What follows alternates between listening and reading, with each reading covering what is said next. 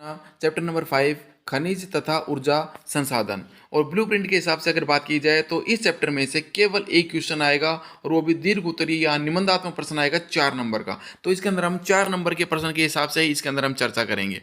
तो चलो हम स्टार्ट करते हैं। सबसे पहला प्रश्न इसके अंदर बन सकता है, खनिजों का वर्गीकरण कीजिए। तो उसके अंदर हमें अलग अलग पॉइंट डाल के बात लिखनी है। सबसे पहले हमें लिखना है कि उसके अंदर खनिज किसे कहते हैं। खनन प्रक्रिया द्वारा पृथ्वी के नीचे से निकाले गए जो पदार्थ होते हैं उनको हम खनिज कहेंगे। खनिज 2 प्रकार के होते हैं। हाँ, इसके अंदर हम 3 प्रकार डाल सकते हैं: धात्विक खनिज, अधात्विक खनिज और ऊर्जा खनिज। धात्विक खनिज वो खनिज होते हैं जिनके अंदर धातु का अंश पाया जाता है। ये सारी बातें हमें ऐसे कैसे नोट करनी है। धात्विक खनिज वे खनिज होते हैं जिनके अंदर धातु का अंश पाया जाता है। धात्विक खनिज भी 2 प्रकार के होते हैं: लोह धात्विक खनिज और अलोह धात्विक खनिज। वे खनिज जिनके अंदर लोह धातु की मात्रा पाई जाती है वो लोह धात्विक खनिज, जैसे लोह अयस्क, मैग्नीज, निकल, कोबाल्ट। और अलोह धात्विक खनिज वे खनिज जिनके अंदर लोह धातु नहीं पाई जाती, कोई दूसरी धातु पाई जाती है, जैसे सोना, चांदी, तांबा वगैरह, वो अलोह धात्विक खनिज कहलाएंगे। दूसरा है अपना अधात्विक खनिज। किसे कहते हैं? वे खनिज जिनमें धातु की मात्रा नहीं पाई जाती वे अधात्विक खनिज कहलाते हैं, जैसे अब्रक, नमक, पोटास, सल्फर, चूना, चूना पत्थर, संगमरमर, बलुआ पत्थर। तीसरा ऊर्जा खनिज वे खनिज जिनसे हमें ऊर्जा प्राप्त होती है।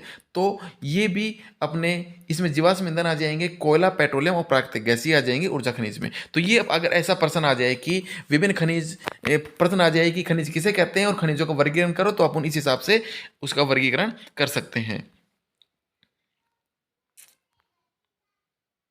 अगला प्रश्न इसके अंतर्गत आता है कि खनिज प्राय कौन से सेल समूह से प्राप्त होते हैं। कौन से खनिज किन सेल समूह से प्राप्त होते हैं। अगर ये प्रश्न 4 नंबर में आ जाए ये यहाँ से, तो इसके अंदर अपने को क्या लिखना है? इसके अंदर आग्नेय, अवसादी, कायांतरित, तीनों प्रकार की सेलों में अपने को खनिज पदार्थों का वितरण बताना है। तो आग्नेय सेल हैं, इन सेलों के अंदर मुख्य रूप से लोह धात्विक खनिज पाए जाते हैं। थोड़ा और उसके अंदर लिख दो, क्योंकि ये पृथ्वी के नीचे के जो लावा होता है, जो मैग्मा होता है, उसके बाहर आकर ठंडा होकर जमने से आग्नेय चट्टानें बनी है और इसके अंदर लोह धात्विक खनिजों का इसके अंदर ज़्यादा विकास हुआ है। अवसादी चट्टानों की बात की जाए तो अवसादी चट्टानों के अंदर मुख्य रूप से जीवाश्म ईंधन पाए जाते हैं। ये परतदार चट्टानें होती हैं, इसके अंदर पेट्रोलियम, प्राकृतिक गैस और कोयले के भंडार इसके अंदर पाए जाते हैं। और लौह निक्षेप भी इसके अंदर प्लेसर निक्षेप के रूप में पाए जाते हैं। और अगर कैंतित की बात की जाएगी तो इसके अंदर मुख्य रूप से बहुमूल्य पत्थर मिलते हैं, जैसे चूना पत्थर वगैरह हो गए, ये क्या वो संगमरमर वगैरह हो गया, ये इसके अंदर कैंतित चट्टानों के अंदर पाए जाते हैं। अगला प्रश्न बनता है रेड होल खनन। वैसे तो 4 नंबर का प्रश्न आएगा, ये अपने नहीं आएगा, लेकिन फिर भी थोड़ा सा देख लेते हैं रेड होल खनन क्या होता है। तो भाई क्या होता है कि उत्तर पूर्व के जो अपना जो देश है उसके उत्तर पूर्वी जो राज्य हैं वहाँ पर स्थानीय जो जनजाति हैं उनके द्वारा रेड होल यानी चूहे की तरह सुरंग बनाई, जैसे चूहा बिल्क होता है ना, उस तरीके से वो वहाँ पर सुरंग बनाकर और वहाँ पर ये कोयले का वहाँ पर कोयले का वहाँ पर खनन करते हैं। तो इसे हम रेड होल खनन के नाम से जाना जाता है। और ये मुख्य रूप से जोवाई और चेरापूंजी के अंदर वहाँ के जो स्थानीय जनजाति है वो इसका खनन करती है।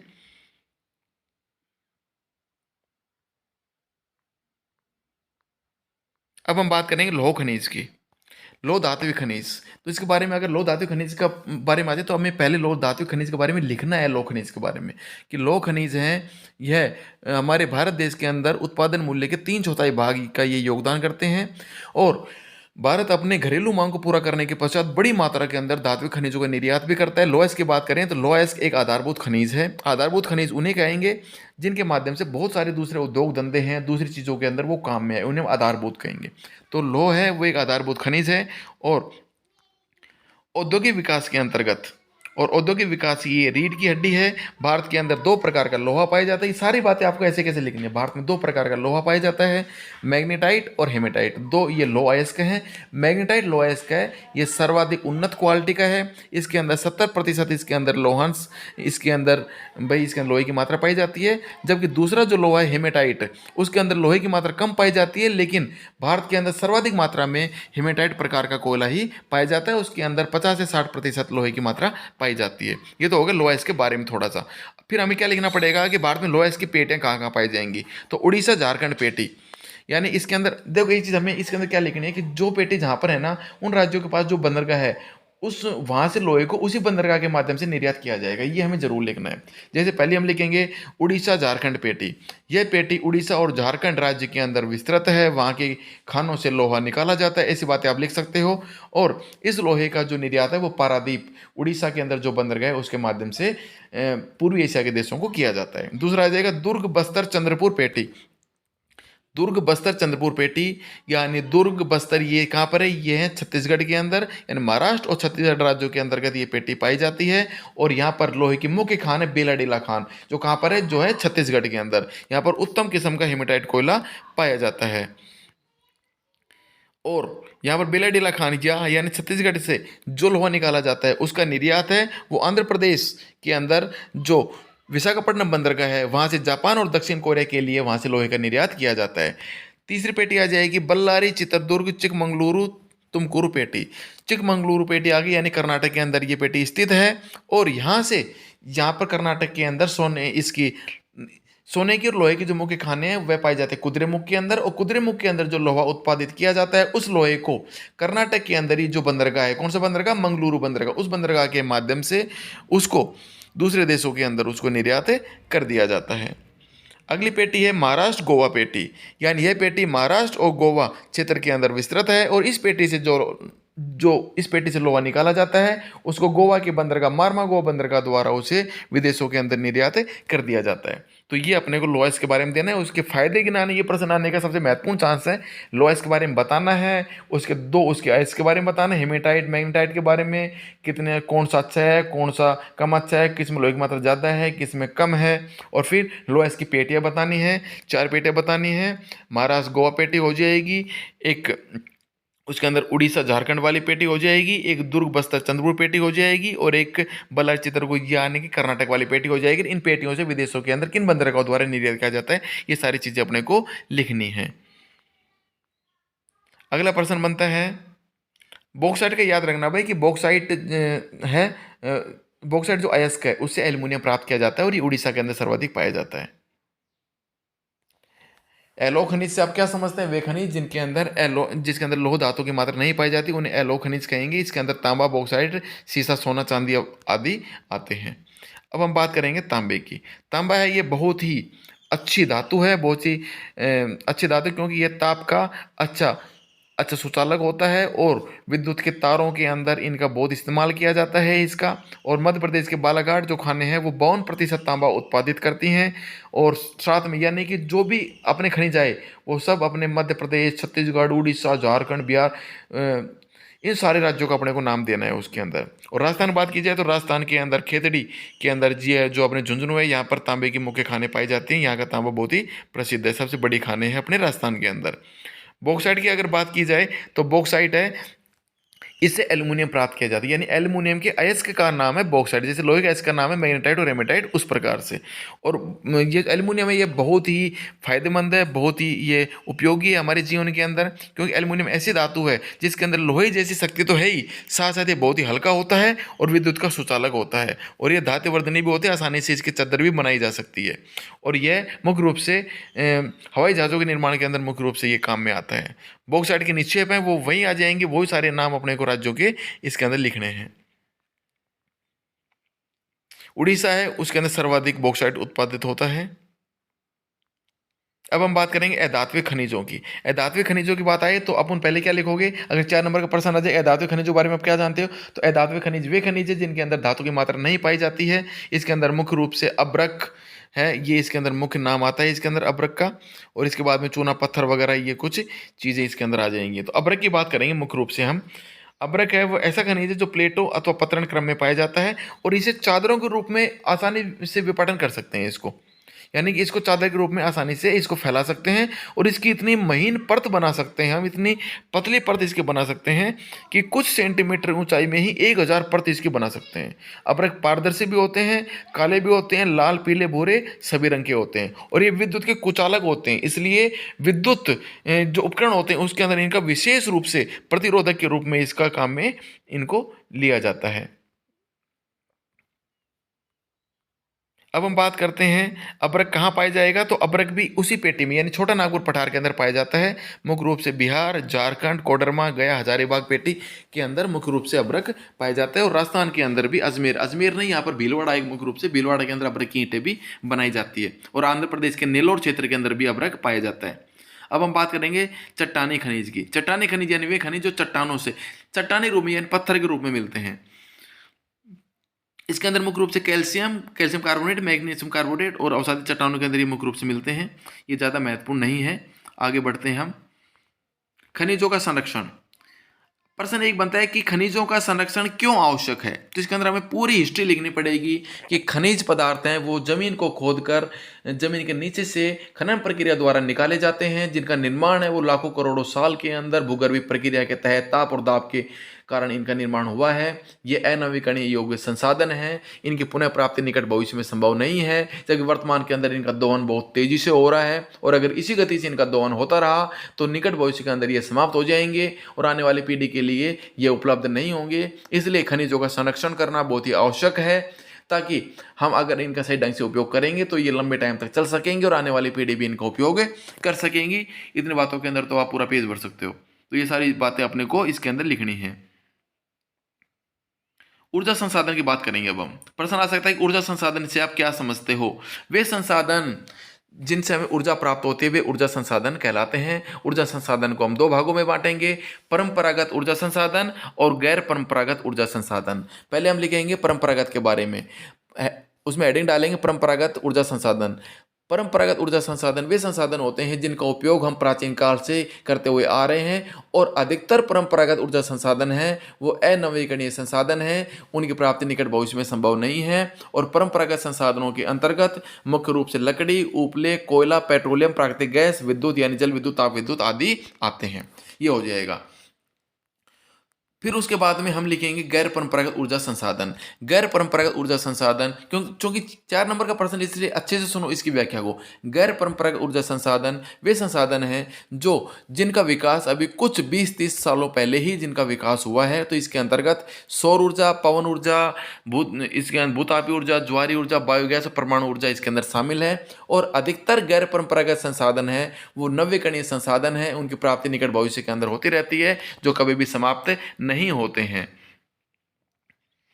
तो ये आ जाएंगी ऊर्जा के परंपरागत और अपरंपरागत स्रोतों के बारे में हम लिखेंगे। और अगर फिर प्रश्न आ सकता है कॉमन कि परंपरागत ऊर्जा संसाधन किसे कहते हैं, और कुछ महत्वपूर्ण परंपरागत ऊर्जा संसाधनों के बारे में आप बताइए।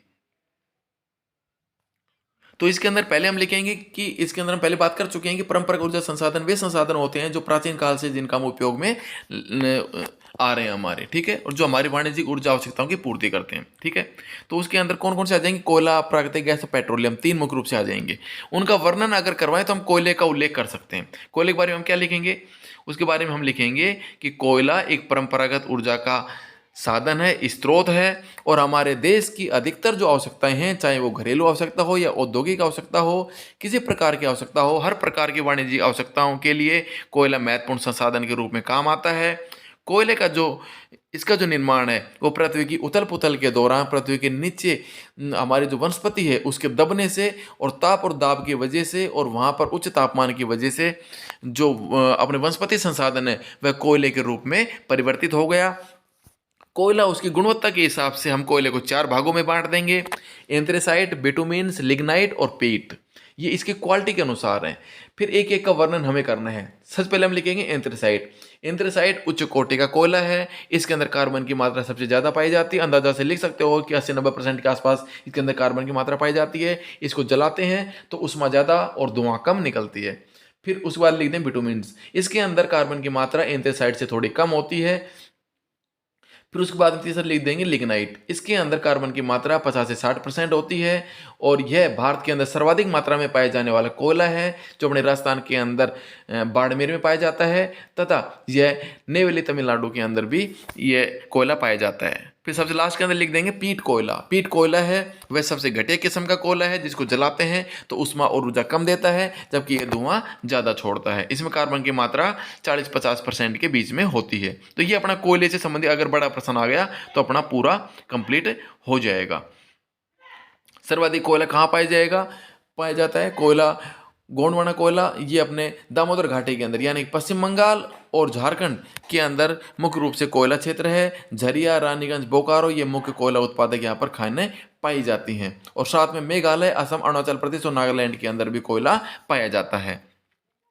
फिर हम बात करेंगे पेट्रोलियम की। तो पेट्रोलियम की बात आएगी तो हम क्या लिखेंगे कि पृथ्वी की उथल पुथल के दौरान, पहले ये लिखेंगे पेट्रोलियम एक जीवाश्म ईंधन है, ये परंपरागत ऊर्जा का स्रोत है।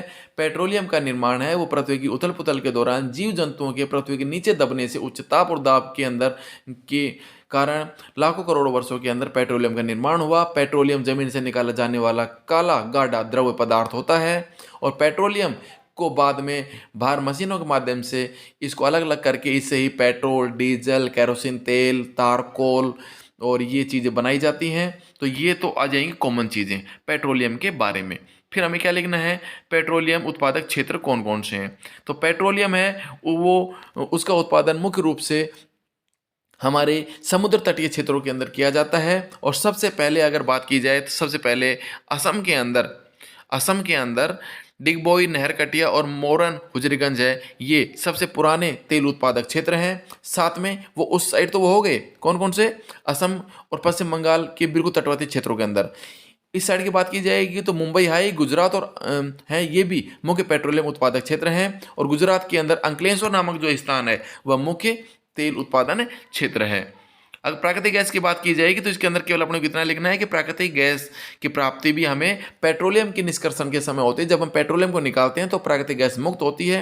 यह स्वच्छ ऊर्जा का संसाधन है और पेट्रोलियम की बजाय ये कम पर्यावरण प्रदूषण फैलाती है, इसलिए प्राकृतिक गैस है इसका बहुत ही महत्व है वर्तमान टाइम के अंदर। और इसके मुख्य क्षेत्रों की बात की जाएगी तो मुख्य रूप से ये कृष्णा गोदावरी नदी बेसिन के अंदर इसके विशाल भंडार खोजे गए हैं। अंडमान निकोबार द्वीप समूह और खंबात की खाड़ी के अंदर भी इसके भंडार मिले हैं।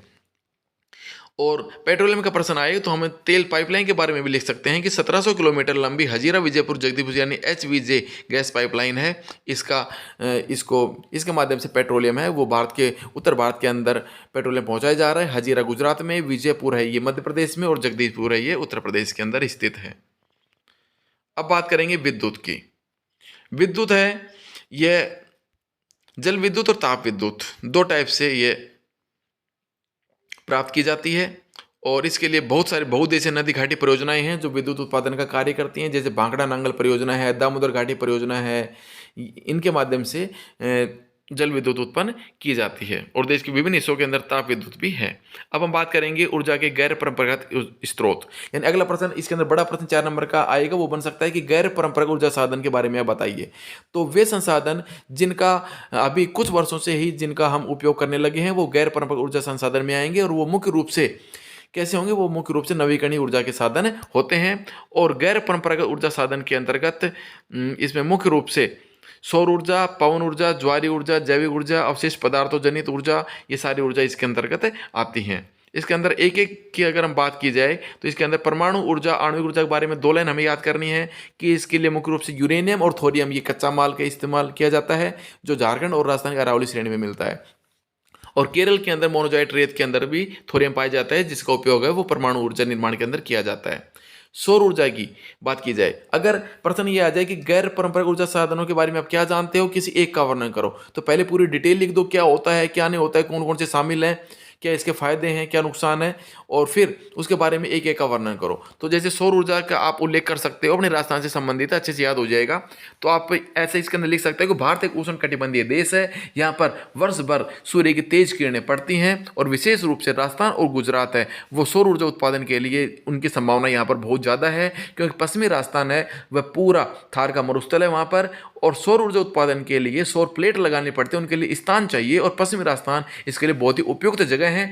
थार के रेगिस्तान के अंदर आसानी से वो प्लेट लगा सकते हैं और वर्ष भर वहाँ पर बिल्कुल एकदम कड़ाके की धूप पड़ती है वहाँ पर, तो आराम से वहाँ पर सौर ऊर्जा संसाधनों की बहुत ज़्यादा वहाँ पर असीम संभावना है। ठीक है, तो ये आ जाएगी सौर ऊर्जा का। अगर पवन ऊर्जा की बात की जाए तो भारत के अंदर भारत का जो अपना प्रायद्वीपीय भारत है वह पूरा एकदम समुद्र तटीय क्षेत्र से लगा हुआ है, तो वहाँ पर समुद्र की तरफ से जो हवाएं हैं वो बिल्कुल निर्बाध रूप से आती हैं, तो ज़्यादातर पवन ऊर्जा की संभावना है वो भारत के तटीय क्षेत्रों के अंदर है, जैसे तमिलनाडु, केरल वगैरह, ये जो पूरा क्षेत्र है अपना, इस क्षेत्र के अंदर पवन ऊर्जा की भारी संभावना है। और नागरकोइल और जैसलमेर क्षेत्र के अंदर है वो देश के अंदर पवन ऊर्जा के प्रभावी प्रयोग की संभावनाएं हैं।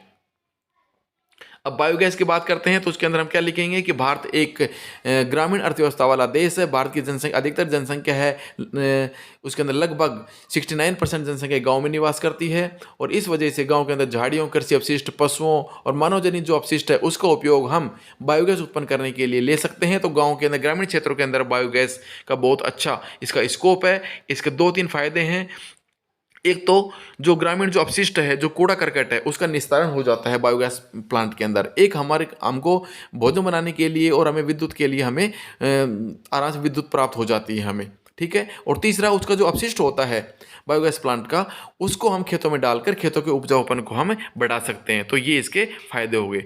ज्वारी ऊर्जा की बात की जाएगी। ज्वारी ऊर्जा महासागरीय जो तरंगे होते हैं उनके अंदर, उनके जो भाई जहाँ पर समुद्र तट के पास में ज्वार भाटे आते हैं, वहाँ पर सगरी खाड़ी है, उसके आर पार एक दीवार बना देते हैं ताकि जब ज्वार आता है तो पानी अंदर आ जाता है, और उस पानी का उपयोग जब भाटा आता है तो वो पानी है वो उस जो हम पूरा इस तरह बना दीवार बनाते हैं उसके अंदर वो पानी रह जाता है, और फिर उस पानी को नीचे गिराकर और टरबाइन के ऊपर उसको हम उस पानी को गिराते हैं, टरबाइन घुमाते हैं और ज्वारी ऊर्जा उत्पन्न होती है। और तो ज्वारी ऊर्जा के स्कोप भी वहाँ पर है जो क्षेत्र बिल्कुल एकदम समुद्री तटरेखा के ऊपर, यानी भारत के अंदर खंबात की खाड़ी, कच्छ की खाड़ी, पश्चिम तट के ऊपर गुजरात में और पश्चिम बंगाल में सुंदरवन क्षेत्र है, वहां पर गंगा के डेल्टा के अंदर ज्वारीय तरंगों द्वारा विद्युत की उत्पत्ति की जाती है। भूतापी ऊर्जा की बात करेंगे। भूतापी ऊर्जा मतलब पृथ्वी है वो अंदर से बहुत गर्म है, ठीक है, और उस ताप का अगर हम उपयोग ऊर्जा बनाने के अंदर उसका उपयोग है वो हम अगर मान लो विद्युत उत्पादन के अंदर करें तो वह भूतापी ऊर्जा कहलाएगी। और भारत के अंदर भूतापी ऊर्जा के जो स्कोप हैं, जो इसके भाई मतलब संभावनाएं हैं, वो हिमालय पर्वतीय क्षेत्र के अंदर बहुत ज़्यादा हैं। और भारत के अंदर 2 जगह 2 प्रायोगिक परियोजनाएं भूतापी ऊर्जा संबंधी प्रारंभ की गई है। हिमाचल प्रदेश के अंदर कहाँ पर, मणिकरण के निकट पार्वती घाटी में, और दूसरी लद्दाख के अंदर पूगा घाटी के अंदर, ये 2 अपने भूतापी ऊर्जा के 2 वहाँ पर परियोजना स्टार्ट की गई है। ऊर्जा संसाधनों का संरक्षण क्यों आवश्यक है, तो इसके अंदर हम लिख सकते हैं कि भारत एक विशाल देश है। भारत के अंदर जनसंख्या बहुत तेज़ी से बढ़ रही है, और भारत के अंदर परंपरागत ऊर्जा संसाधन है, केवल उनके ऊपर हम बहुत ज़्यादा निर्भर हैं। इसलिए हमें उन संसाधनों का संरक्षण करना चाहिए ताकि हम पर्यावरण को नुकसान पहुंचाए बिना हम विकास भी कर सकें और आने वाली पीढ़ी के लिए भी ऊर्जा के संसाधन है वो छोड़ के जा सकें। तो ये अपना हो गया चैप्टर नंबर 5। अगला चैप्टर अपना चैप्टर नंबर 6 विनिर्माण उद्योग। इसके अंदर अगर ब्लूप्रिंट की बात की जाए तो इसमें 2 वस्तुनिष्ठ प्रश्न आएंगे 1-1 नंबर के। तो हम इस पार्ट के अंदर केवल वस्तुनिष्ठ जो अपने प्रश्न आएंगे उनके दृष्टिकोण से ही हम इसका अभ्यास करते हुए चलेंगे। सबसे पहले बात करेंगे विनिर्माण उद्योग की।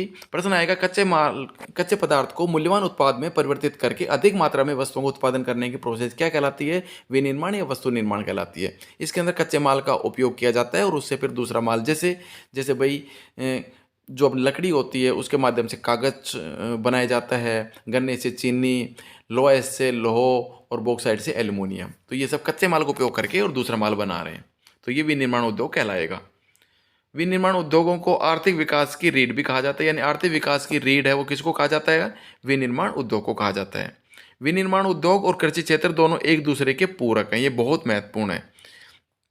कैसे पूरक है, क्योंकि भारत में कृषि पर आधारित बहुत सारे उद्योग है, यानी उद्योग धंधों का विकास वो कृषि पर डिपेंड करता है, क्योंकि उनको कृषि से कच्चा माल प्राप्त होता है। जबकि कृषि क्षेत्र को भी उद्योग धंधों से अपने लिए आवश्यक जो वस्तुएं होती हैं, जैसे पंप सेट, उर्वरक, कीटनाशक दवाइयाँ, प्लास्टिक पाइप वगैरह, मशीन, कृषि औजार, ये सभी औद्योगिक क्षेत्र से प्राप्त होते हैं, विनिर्माण उद्योगों से प्राप्त होते हैं। तो दोनों एक दूसरे के पूरक हैं। किन क्षेत्रों को ज़्यादा विकसित समझा जाएगा, जिन क्षेत्रों के अंदर विनिर्माण उद्योग उन्नत अवस्था में है उन देशों को अक्सर विकसित समझा जाता है। अगला प्रश्न बनेगा जीडीपी के अंदर द्वितीय क्षेत्र का योगदान कितना है, यानी औद्योगिक क्षेत्र का योगदान कितना है, तो 27% यानी 27% यानी कि 27% योगदान है। जबकि अकेले अगर विनिर्माण उद्योग की बात की जाएगी तो अकेले विनिर्माण का 17% योगदान है अपने जीडीपी के अंदर, यानी सकल घरेलू उत्पाद के अंदर।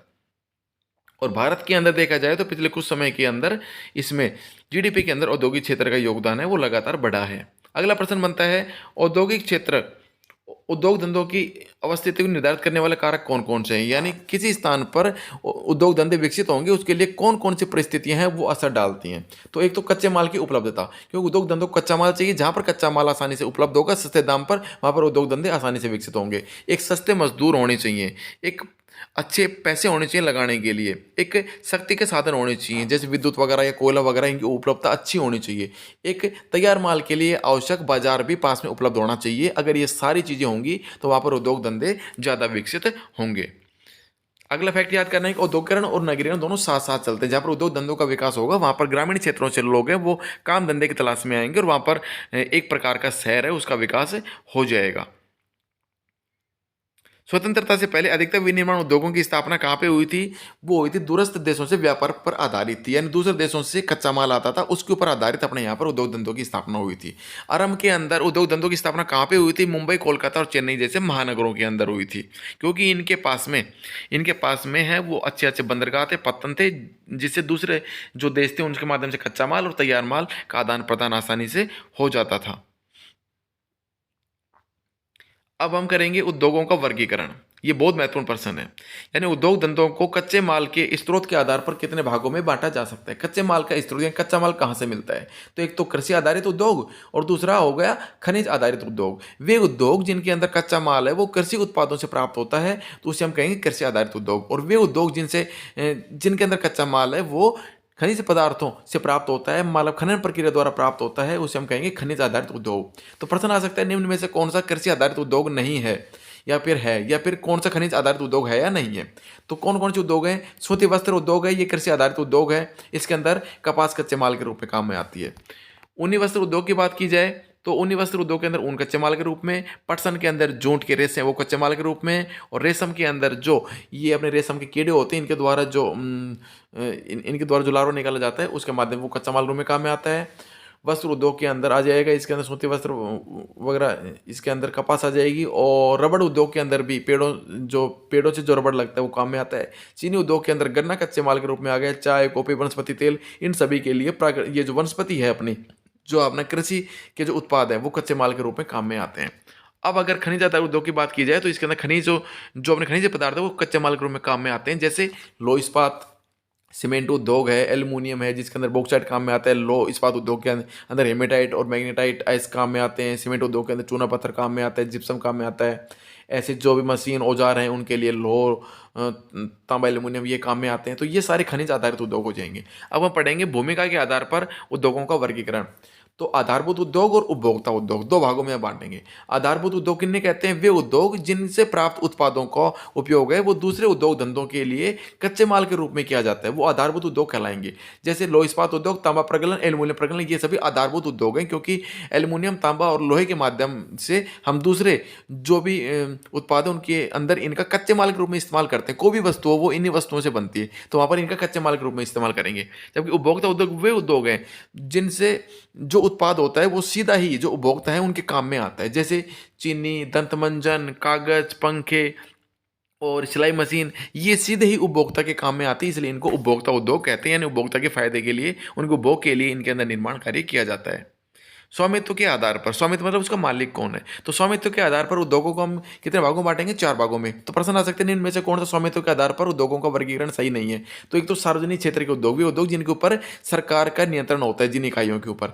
भेल और सेल है, ये स्टील अथॉरिटी ऑफ इंडिया है, इंडिया लिमिटेड है, यानी जो इस्पात कारखाने, जो इस्पात वगैरह जो लेन देन होता है वो सारा सेल के माध्यम से ही होता है। दूसरे हैं निजी क्षेत्र के उद्योग, यानी वे उद्योग धंधे जिनके ऊपर किसी एक व्यक्ति या फिर व्यक्तियों के समूह का नियंत्रण होता है। इसके अंदर बहुत सारी कंपनियां आ जाएंगी, जैसे एयरटेल और ये हो गई, रिलायंस हो गई, जियो हो गई, TISCO, Bajaj, Dabur, hero, Honda, Samsung, Pepsi, Coca Cola, ये सब कहेंगे ये सब निजी क्षेत्र के उद्योग हैं। अगला है इसके अंदर संयुक्त उद्योग, यानी वे उद्योग जिसके अंदर राज्य सरकार और निजी क्षेत्र दोनों के संयुक्त प्रयासों से जो चलाए जाते हैं उन्हें हम संयुक्त क्षेत्र के उद्योग कहेंगे, जैसे ऑयल इंडिया लिमिटेड। और चौथा भाग इसका आएगा स्वामित्व के आधार पर सहकारी उद्योग, यानी वे उद्योग जिसके ऊपर कच्चा माल की जो आपूर्ति करवाते हैं उन उत्पादकों का भी अधिकार होता है, और जिसके ऊपर जो मजदूर होते हैं उस फैक्ट्री के अंदर, मिल के अंदर जो मजदूर लगे होते हैं उनका भी हाथ होता है, उनका भी स्वामित्व होता है। यानी कच्चे माल की आपूर्ति करने वाले उत्पादक और श्रमिक, इन दोनों के हाथों में अगर उसकी चाबी हो उद्योग की तो उसे हम कहेंगे सहकारी क्षेत्र के उद्योग। और अगर सहकारी क्षेत्र के उद्योग के उदाहरण पूछे तो महाराष्ट्र का चीनी उद्योग और केरल का नारियल पर आधारित उद्योग है, ये सहकारी क्षेत्र के उद्योग है। महाराष्ट्र का चीनी उद्योग इसलिए वो सहकारी क्षेत्र का है कि वहाँ पर जो किसान गन्ना लेके आते हैं उनकी भी भागीदारी होती है उन मिलों के अंदर। ऐसे ही नारियल लाने वाले किसानों की भागीदारी होती है। कच्चे और तैयार माल की मात्रा और भार के आधार पर उद्योग धंधे दो प्रकार के, भारी उद्योग और हल्का उद्योग। भारी उद्योग मतलब जिसके अंदर जो उत्पाद तैयार किया जाता है वो भारी होता है, जैसे लौह इस्पात उद्योग। हल्के उद्योग वो होते हैं जिसके अंदर उत्पाद है वो बहुत ही हल्का होता है, जैसे हो गए विद्युतीय उद्योग। कृषि आधारित उद्योग हो गए, वस्त्र उद्योग हो गए। तो वस्त्र उद्योग के अंदर भारत का सबसे प्राचीन उद्योग की बात आएगी तो सूती वस्त्र उद्योग भारत का सबसे प्राचीन उद्योग है।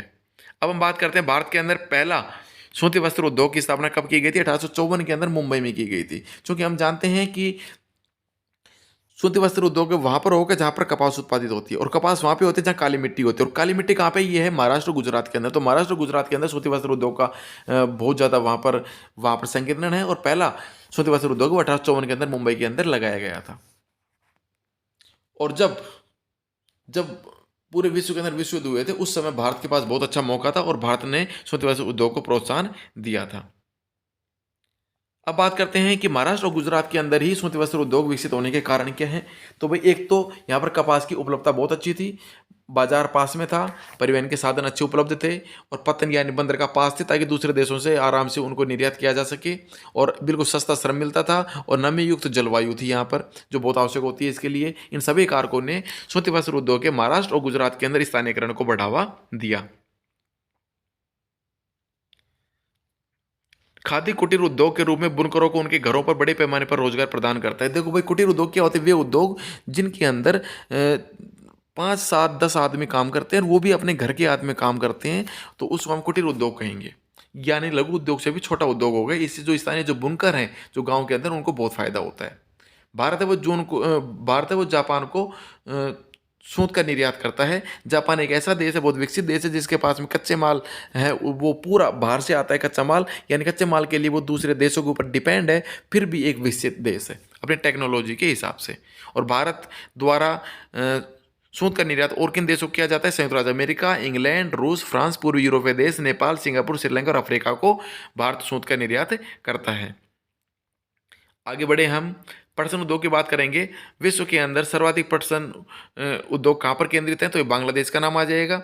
नहीं, बांग्लादेश सबसे बड़े निर्यातक है, जबकि उत्पादन के अंदर भारत का ही स्थान है। सबसे बड़ा उत्पादक है वो कौन है पटसन का? भारत है। और बांग्लादेश है वो सबसे बड़ा क्या है? बांग्लादेश सबसे बड़े निर्यातक है। भारत का दूसरा स्थान है निर्यात के अंदर। जब देश आज़ाद हुआ था तो जूट की जो मिलें थी वो सारी मिलें कहाँ चली गई? वो चली गई बांग्लादेश के अंदर। जबकि उत्पादक क्षेत्र हैं वो उत्पादक क्षेत्र तो चल गए बांग्लादेश में, और मिल रहेगी भारत के अंदर। तो फिर धीरे धीरे इस पश्चिम बंगाल के अंदर जूट उद्योग है इसका विकास हुआ था। पहला पटसन उद्योग, हमने पहला सूती वस्त्र उद्योग पढ़ा मुंबई के अंदर 1854 में। तो पहला पटसन उद्योग है ये कोलकाता के अंदर, जहाँ पर जो चीज़ पैदा होगी वहीं पर पहला कारखाना है। तो 1855 के अंदर रिसरा बंगाल के अंदर पहला पटसन उद्योग है वो लगाया गया था। अब प्रश्न आता है हुगली नदी के तट के ऊपर ही पटसन उद्योग विकसित होने के क्या कारण है भाई? तो इसके अंदर बहुत सारे कारण आ जाएंगे। पटसन उत्पादक क्षेत्रों की निकटता, सस्ता जल परिवहन, सड़क रेल परिवहन का सस्ता जाल, कच्चे मालों को मिलों तक पहुंचाने के लिए बहुत सहायक होना, और प्रचुर मात्रा में वहाँ पर समुद्र किनारे वहाँ पर जल, हुगली नदी के किनारे जल, सस्ते श्रमिक वहाँ पर आसानी से उपलब्ध हो गए, और कोलकाता के अंदर बड़ा बाजार उपलब्ध हो गए। बड़ा शहर था तो वहाँ पर बीमा, बैंकिंग, और वहाँ पर एक अच्छा बंदरगाह भी था। तो ये सारी चीज़ें हैं, ये पश्चिम बंगाल के अंदर जूट उद्योग की स्थानीयकरण को बढ़ावा देने के लिए बहुत ही महत्वपूर्ण रही है। अब बात करते हैं चीनी उद्योग की। तो भारत के अंदर चीनी उद्योग की दृष्टि से भारत का विश्व में कौन सा स्थान है? दूसरा स्थान है। पहला स्थान ब्राजील का है। जबकि गुड़ और खांडसारी के उत्पादन की बात की जाए तो भारत का विश्व में पहला स्थान है। सर्वाधिक चीनी मिलें कहाँ हैं? तो भारत के अंदर सर्वाधिक चीनी मिलें उत्तर प्रदेश के अंदर हैं। और अन्य राज्यों की बात की जाए तो बिहार, महाराष्ट्र, कर्नाटक, तमिलनाडु, आंध्र प्रदेश, गुजरात, पंजाब, हरियाणा। हम इसमें ये देख सकते हैं कि चीनी मिलें हैं वह पूरे भारत देश के अंदर, यानी गन्ने का उत्पादन है वो उत्तरी भारत के साथ साथ दक्षिण भारत में भी होने लग गया। और दक्षिण भारत के अंदर चूंकि आर्द्र जलवायु पाई जाती है, इसलिए महाराष्ट्र के जो वहाँ गन्ना होता है उसके अंदर सुक्रोज की मात्रा बहुत ज़्यादा होती है। और एक बात और याद रखना, पंजाब हरियाणा एक ऐसे राज्य हैं जहाँ पर सिंचाई की सुविधा की वजह से, यानी नहरों की वजह से यहाँ पर हर प्रकार की फसल उत्पादित की जाती है, चाहे वो यहाँ की के लिए वहाँ की जलवायु उपलब्ध हो या नहीं हो। यानी हर प्रकार की जो कृषि है, जो भी फसलें हैं वो सभी पंजाब हरियाणा के अंदर उगाई जाती हैं। अब हम बात करेंगे कि गन्ना उद्योग मतलब चीनी उद्योग के सामने कौन कौन सी चुनौती हैं, कैसे उसका विकास अच्छे से नहीं हो पा रहा है। एक तो ये उद्योग अल्पकालिक है, मतलब साल के कुछ महीनों में ही इसमें काम चलता है। जब गन्ना आता है तब उसके बाद में यहाँ के श्रमिक वगैरह हैं वो सब बेरोजगार हो जाते हैं। एक इसके अंदर वही पुरानी तकनीकों का इस्तेमाल किया जा रहा है। एक परिवहन अक्षमता की वजह से गन्ने है वो बिल्कुल अगर टाइम के ऊपर अगर फैक्ट्री में नहीं पहुंचा तो उसके रस के अंदर गिरावट आ जाती है। एक गन्ने की जो खोई निकलती है उसका सही ढंग से भारत के अंदर इस्तेमाल नहीं हो पा रहा है। तो ये सारी इसके सामने चुनौती है। अब बात करेंगे खनिज आधारित उद्योग की, और इसके अंदर भी सबसे पहले हम बात करेंगे लौह इस्पात उद्योग की। लौह इस्पात उद्योग एक आधारभूत उद्योग है। नंबर एक बात, कैसा उद्योग है? आधारभूत उद्योग है। हल्का भारी की बात कीजिए तो कैसा उद्योग है? भारी उद्योग है। अगला प्रश्न बनेगा कि लौह इस्पात उद्योग के लिए आवश्यक कच्चा माल कौन सा है? तो लौह अयस्क, जो हेमेटाइट और मैग्नेटाइट होता है, ठीक है, कोकिंग कोल और चूना पत्थर, ये तीनों कच्चे माल के रूप में काम में आते हैं। तीनों का अनुपात कितना होता है ये अक्सर एग्जाम में पूछा जाता है। तो 4:2:1 ये उसमें इस अनुपात के अंदर इसको भट्टे के अंदर डाला जाता है लौह इस्पात बनाने के लिए, और इसमें कुछ मात्रा मैग्नीज की भी डाली जाती है। अब देखो क्या होता है, पहले बात करते हैं ढलवा लोहे की। देखो जो जमीन के नीचे से जो अयस्क निकाला जाता है, जैसे हेमेटाइट या मैग्नेटाइट है, उसको पहले भट्टी के अंदर डाल देंगे और उसको गर्म करेंगे कोकिंग कोल वगैरह की सहायता से, और जो भी वो बिल्कुल तरल पदार्थ निकलेगा उसको सांचों में डाला जाता है बर्तनों के अंदर, उसको हम कहेंगे ढलवा लोहा, ठीक है। और फिर ढलवे लोहे को फिर दोबारा से गलाया जाता है उसको ठंडा होने के बाद, और ऑक्सीकरण द्वारा उसकी अशुद्धता को हटाया जाता है। उसके अंदर मैग्नीज निकल क्रोमियम, ये प्रश्न आ सकता है कि भाई लोहे को शुद्ध करने के लिए उसके अंदर क्या मिलाया जाता है? मैग्नीज निकल और क्रोमियम मिलाकर उसको शुद्ध किया जाता है, और उसके बाद में उसके रोलिंग, प्रेसिंग, ढलाई और गड़ाई ये देकर उसको धातु के आकार के अंदर परिवर्तित किया जाता है। अगला प्रश्न बनता है सार्वजनिक क्षेत्र के लगभग सभी उपक्रम अपने इस्पात को स्टील अथॉरिटी ऑफ इंडिया को के माध्यम से बेचते हैं। यानी कि सार्वजनिक क्षेत्र के लगभग सभी उपक्रम है वो अपने इस्पात को किसके माध्यम से बेचेंगे? सेल के माध्यम से, क्योंकि ये एक सार्वजनिक उपक्रम है, हमने अभी पढ़ा था। तो स्टील अथॉरिटी ऑफ इंडिया के माध्यम से वो अपने उपक्रम को बेचते हैं। विश्व के अंदर इस्पात का सबसे बड़ा उत्पादक देश कौन सा है? चाइना है, और सर्वाधिक खपत वाला देश भी चाइना है। यानी चीन के अंदर सबसे ज़्यादा इस्पात का उत्पादन होता है, और सबसे ज़्यादा उपयोग भी कहाँ पर होता है? चीन में ही होता है। और अगर भारत की बात की जाए कि भारत के अंदर लौह इस्पात उद्योग का केंद्रण कहाँ पे है, तो इसका केंद्रण है छोटा नागपुर के पठारी क्षेत्रों के अंदर।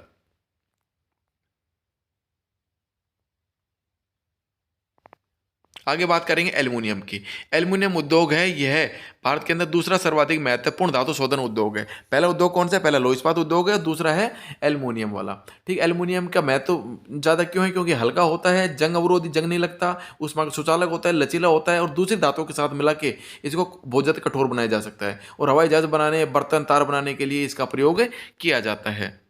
एल्युमिनियम के प्रगलन के जो भाई इसकी मशीन संयंत्र है वो कहाँ पे है? वो उड़ीसा, पश्चिम बंगाल, केरल, उत्तर प्रदेश, छत्तीसगढ़, महाराष्ट्र, तमिलनाडु के अंदर है। और इसके लिए अयस्क कौन सा काम में आता है? इसका अयस्क को क्या कहते हैं? बॉक्साइट, यानी बॉक्साइट अयस्क से हमें एल्युमिनियम प्राप्त होता है, और सर्वाधिक बॉक्साइट कहाँ प्राप्त होता है? उड़ीसा से। ये प्रश्न भी अक्सर पूछा जाता है।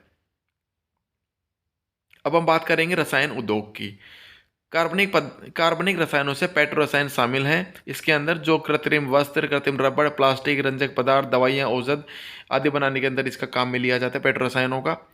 और अपने आप में एक बहुत बड़ा उपभोक्ता भी है रसायन उद्योग। उर्वरकों की बात की जाएगी तो मुख्य रूप से 3 उर्वरक इसमें काम में आते हैं: नाइट्रोजन, फास्फेट और पोटास, ठीक है। और उर्वरकों के सबसे बड़े कारखाने कहाँ कहाँ पे हैं? गुजरात, तमिलनाडु, उत्तर प्रदेश, पंजाब, केरल के अंदर उर्वरक उत्पादन का लगभग 50% उत्पादन ये केवल 6 राज्य करते हैं। अगर सीमेंट उद्योग की बात की जाएगी तो प्रश्न यहाँ से बनेगा कि सीमेंट उद्योग के लिए कच्चा माल क्या क्या होता है। तो एक तो हो जाएगा चूना पत्थर, सिलिका और जिप्सम। याद करें, जैसे लोहे के अंदर हमने याद किया था लोह अयस्क, और उसके बाद में कोकिंग कोल याद किया था हमने, ठीक है।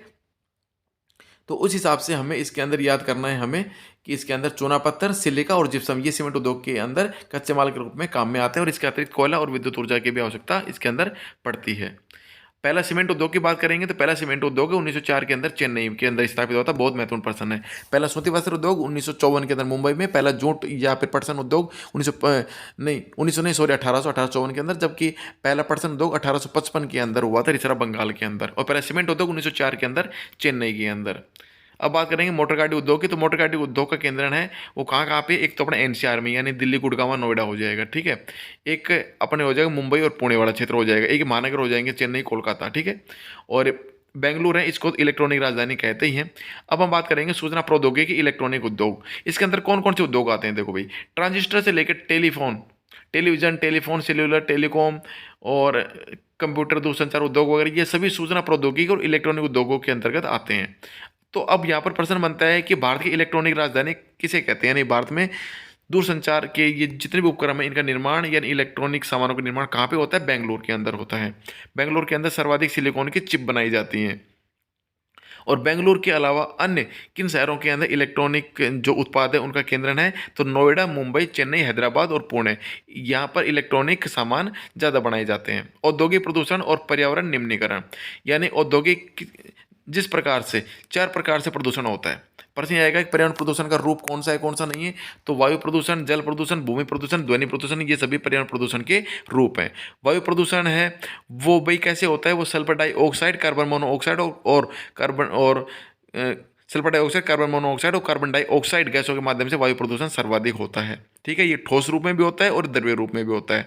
इससे आसमान के अंदर धूल, स्प्रे, कुहासा, धुआं वगैरह हो जाता है। कागज उद्योग, रसायन उद्योग, ईंट भट्टे, तेल उद्योग और जहाँ पर भी जीवाश्म ईंधन का शोधन होता है, जैसे अपने बाइक वगैरह में, गाड़ियों के अंदर, इनसे जो धुआं निकलता है वो सभी वायु प्रदूषण का कारण बनता है, जिसका मानव के ऊपर, पौधों के ऊपर, सबके ऊपर असर पड़ता है। अगर जल प्रदूषण की बात की जाएगी तो जल प्रदूषण कैसे फैलता है कि उद्योगों द्वारा जो कार्बनिक जो भी अवशिष्ट पदार्थ होते हैं उनको सीधे ही हमारे जल स्रोतों के अंदर छोड़ दिया जाता है, मिला दिया जाता है, जिससे जल प्रदूषण होता है। तो जल प्रदूषण के मुख्य कारक कौन कौन से, यानी किन उद्योगों से जल प्रदूषण सर्वाधिक होता है? एक तो कागज उद्योग से होता है, और एक होता है रसायन उद्योग से, एक होता है वस्त्र उद्योगों से, एक रंगाई छपाई उद्योग से, एक तेल शोधनशालाएं होती हैं उनसे, चमड़ा उद्योग से और इलेक्ट्रोप्लेटिंग से बहुत ज़्यादा जल प्रदूषण होता है, बहुत बड़ी मात्रा में। तापीय प्रदूषण किसे कहेंगे? जब कारखानों और तापघरों के अंदर जब बिल्कुल जो एकदम गर्म पानी होता है उसको सीधे ही हम जल के अन्य स्रोतों में मिला देंगे, जैसे तालाब, झील वगैरह में डाल देंगे, तो वहाँ का जल का टेम्परेचर बढ़ जाएगा और इससे जल में रहने वाले जो जीव जंतु उसके ऊपर विपरीत प्रभाव पड़ेगा और उनकी मृत्यु हो सकती है। इसे हम कहेंगे तापीय प्रदूषण। तो तापीय प्रदूषण के उपाय के लिए हमें क्या करना चाहिए? हमें जो जल होता है उसको ठंडा करके और उसके बाद ही हमें उसके अंदर जल स्रोतों के अंदर उसको मिलाना चाहिए। ध्वनि प्रदूषण मतलब होता है कि भाई तेज आवाज़ जो हमारे मन को नहीं सुहाती हो, जो हमारे मानसिक चिंता का, उत्तेजना का, जो भाई हमारे चिड़चिड़ेपन का कारण बने, वह ध्वनि प्रदूषण के अंतर्गत। ध्वनि प्रदूषण किन कारणों से हो सकता है? जनरेटर की वजह से हो सकता है, लकड़ी चीरने के कारखाने की वजह से हो सकता है, गैस यांत्रिकी, विद्युत ड्रिल की वजह से भी हो सकता है। अब हम बात करेंगे पर्यावरण निम्नीकरण को रोकने की उपाय क्या क्या हैं। तो हम जल प्रदूषण, वायु प्रदूषण, ध्वनि प्रदूषण, भूमि प्रदूषण, चारों को रोकने के लिए हम क्या कर सकते हैं? वो सारे उपाय इसके अंदर हमें देखने पड़ेंगे। जैसे जैसे जल प्रदूषण को रोकने के लिए हम क्या कर सकते हैं? उसको एक तो जल का हम न्यूनतम उपयोग करें ताकि हम जल का संरक्षण कर सकें। ठीक है, एक जल का बार बार उपयोग करें, उसका पुनर्चक्रण करें। एक बार उपयोग कर लिया उसको दोबारा से साफ करके दोबारा उपयोग करें उसका। जैसे अपने ताप विद्युत गृह होते हैं उसके अंदर उसको बार बार से उसको जो अभी गर्म जल हो जाता है उसको चिमनी के माध्यम से दोबारा ऊपर से नीचे डाल के उसको ठंडा करके उसको उपयोग करते हैं। एक जल की आवश्यकता के लिए हमें वर्षा जल का संग्रहण करना चाहिए। ये तो हो गया जल को बचाने के लिए। एक जो अपने तालाब और नदी वगैरह होते हैं उसके अंदर गर्म जल और अपशिष्ट पदार्थों को प्रवाहित नहीं करना चाहिए। उससे पहले उनको शोधन करना चाहिए, साफ सुथरा करके तब उसके अंदर डालना चाहिए हमें। एक जहाँ पर भूमिगत जल स्तर बहुत कम है वहाँ पर जो उद्योग धंधे हैं उनको अधिक जल निकासी के लिए उनका कानून बनाना चाहिए कि इससे ज़्यादा जल तुम उपयोग नहीं कर पाओगे। एक जो गैसीय प्रदूषक होते हैं उनके लिए भी हमें क्या करना चाहिए कि जो ऊंची ऊंची चिमनियाँ होती हैं उनके ऊपर हमें ऐसे फिल्टर लगा देने चाहिए ताकि वो उस गैस को, उस वायु को, उसको बिल्कुल शुद्ध करके उसके बाद में वायुमंडल में छोड़े ताकि वायु प्रदूषण कम से कम हो। एक अगर ध्वनि प्रदूषण की रोकथाम की बात की जाए तो हमें जो अभी जनरेटर वगैरह जो होते हैं, मशीन होते हैं, उसके अंदर साइलेंसर लगाने चाहिए ताकि उनकी तेज ध्वनि को अवशोषित कर सके। और कुछ ऐसे आजकल उपकरण भी आने लगे जो ध्वनि प्रदूषण को अवशोषित कर लेते हैं, उनका उपयोग भी हमें करना चाहिए। तो ये था अपना चैप्टर नंबर 6 कंप्लीट हुआ। ज्योग्राफी का लास्ट चैप्टर है राष्ट्रीय अर्थव्यवस्था की जीवन रेखा यानी परिवहन। और अगर ब्लूप्रिंट की बात की जाए तो इसके अंतर्गत एक प्रश्न आएगा वस्तुनिष्ठ और एक प्रश्न इसके अंतर्गत आएगा लघुत्तरात्मक यानी 2 नंबर का। तो हम उसी हिसाब से इस चैप्टर को कवर करेंगे। पहला प्रश्न, परिवहन किसे कहते हैं? व्यक्तियों और वस्तुओं को एक स्थान से दूसरे स्थान पर ले जाने वाले जो साधन होते हैं उनको हम परिवहन के नाम से जानते हैं। और व्यापारी कौन होते हैं? उन वस्तुओं को एक स्थान से दूसरे स्थान पर ले जाने वाले जो व्यक्ति होते हैं उनको हम कहेंगे व्यापारी। यानी वस्तुओं के आदान प्रदान जो व्यक्ति करता है उसको व्यापारी कहेंगे और जिन साधनों के माध्यम से किया जाता है उनको हम कहेंगे परिवहन के साधन। 2 चीज़ यहाँ से अपने कवर हो गई। अगला प्रश्न बनता है अपना, परिवहन के साधन कितने प्रकार के होते हैं? परिवहन के साधन को हम तीन भागों में बांट सकते हैं। कितने भागों में बांट सकते हैं? तीन भागों में बांट सकते हैं। 2 नंबर का भी आएगा, 1 का भी। तो हमें सारी चीज़ों को देखते हुए चलना है। परिवहन के साधन तीन भागों में, स्थल परिवहन, जल परिवहन और वायु परिवहन। स्थल परिवहन को हम कितने भागों में बांट सकते हैं? प्रश्न आ सकते हैं कि आ सकते हैं इनमें से कौन सा स्थल परिवहन का साधन नहीं है? 4 ऑप्शन दे देंगे।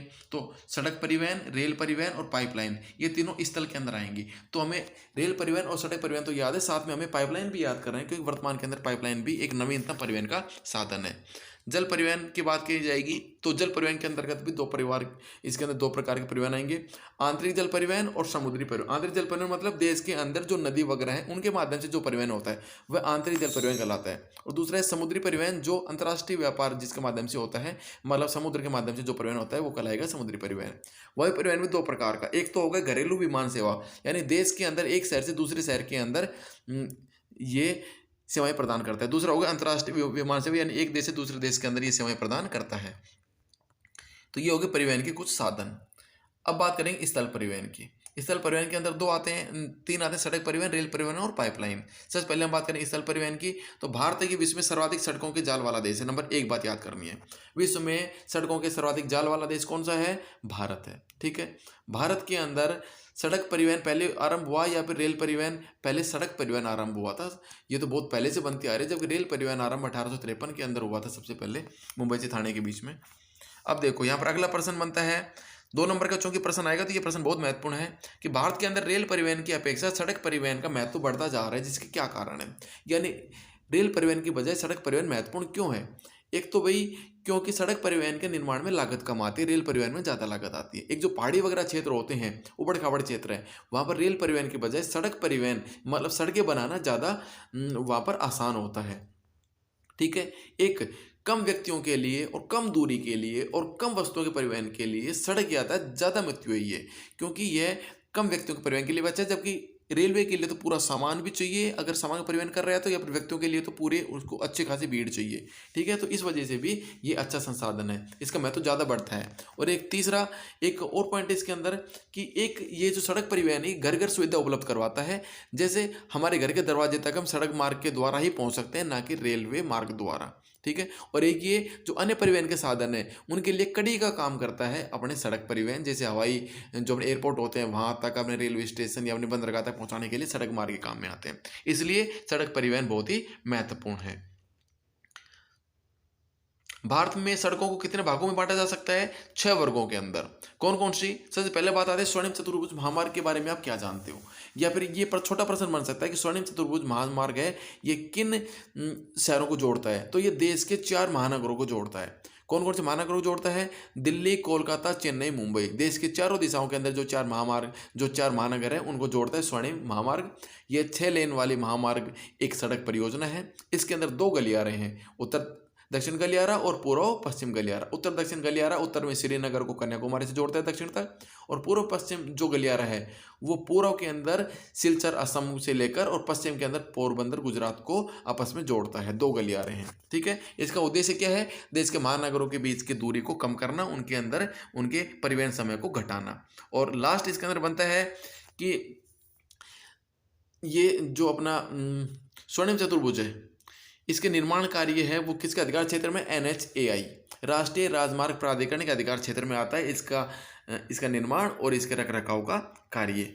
ठीक है, अब बात करते हैं राष्ट्रीय राजमार्ग की। राष्ट्रीय राजमार्ग क्या होते हैं? ये एक राज्य की राजधानी को दूसरे देश की राजधानी से मिलाने का काम करते हैं राष्ट्रीय राजमार्ग, और इसके निर्माण और इनके रखरखाव का जो जिम्मा है वो CPWD के अधीन होता है, यानी केंद्रीय लोक निर्माण विभाग के अधीन होता है। अगर राज्य मार्ग की बात की जाए, राज्य राजमार्ग यानी स्टेट हाईवे हैं वो किसी राज्य की राजधानी को उनके जिला मुख्यालय से मिलाने का कार्य करती है। जैसे अपने जयपुर को अपने अलवर से मिला दिया, भरतपुर से मिला दिया, धौलपुर से मिला दिया, ये कहलाएंगे राज्य मार्ग, स्टेट हाईवे।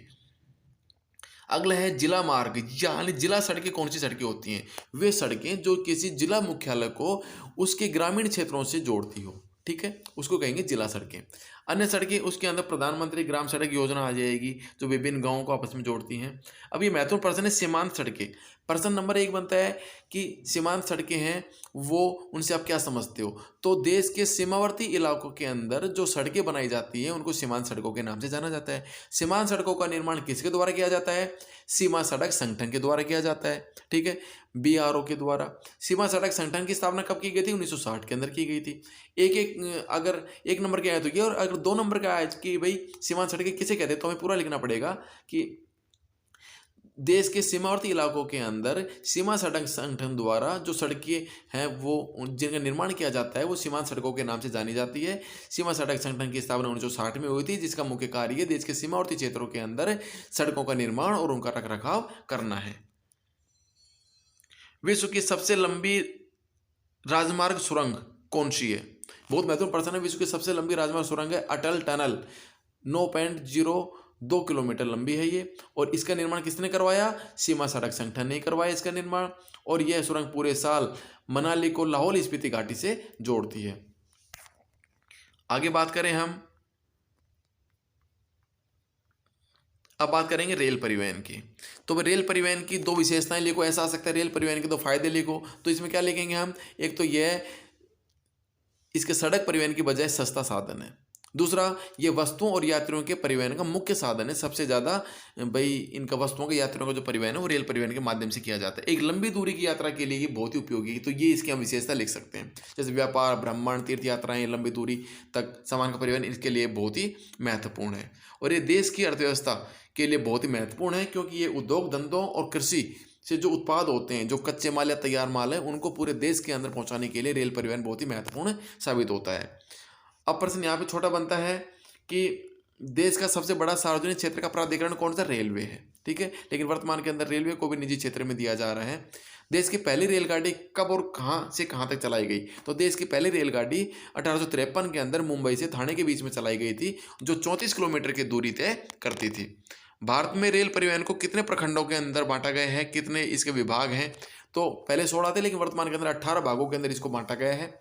अगर करंट पूछे तो 18 रेल प्रखंडों के अंदर इसको विभाजित किया गया। 18 रेल मुख्यालय बनाए गए हैं अलग अलग क्षेत्र के, जैसे उत्तरी, दक्षिणी, उत्तरी पूर्वी, उत्तरी मध्य, पश्चिमी मध्य, ऐसे अलग अलग।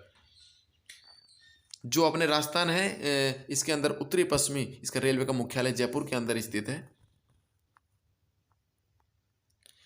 अब बात करते हैं रेल परिवहन। ये जो रेल पटरी होती हैं ये 3 प्रकार की होती हैं: बड़ी लाइन, मीटर लाइन, छोटी लाइन। एक होगी 1 मीटर की, 1 मीटर चौड़ी पटरों की चौड़ाई होती है। एक होगी बड़ी लाइन, जिसको बड़ी लाइन कहेंगे ब्रॉड गेज। एक होगी 1 मीटर से छोटी, जिसको हम कहेंगे नैरो गेज, ठीक है, यानी छोटी लाइन।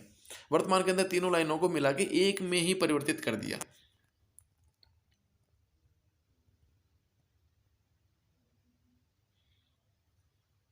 चलो आगे देखते हैं।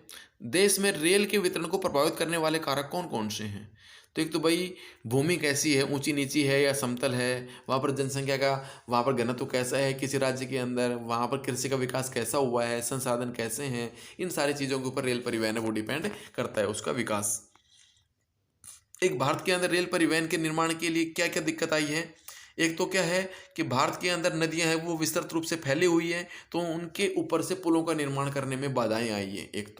एक प्रायद्वीपीय भारत के अंदर ऊबड़ खाबड़ पहाड़ी क्षेत्रों के अंदर छोटी पहाड़ियों, सुरंगों आदि के माध्यम से रेल परिवहन को गुजारना पड़ता है, ये समस्या है। एक हिमालय क्षेत्र के अंदर भी ऊंचा वाला भाग है, उच्चावच पाए जाते हैं, जनसंख्या बहुत कम है, तो उस क्षेत्र के अंदर भी इसके निर्माण के अंदर समस्या सामने आई है।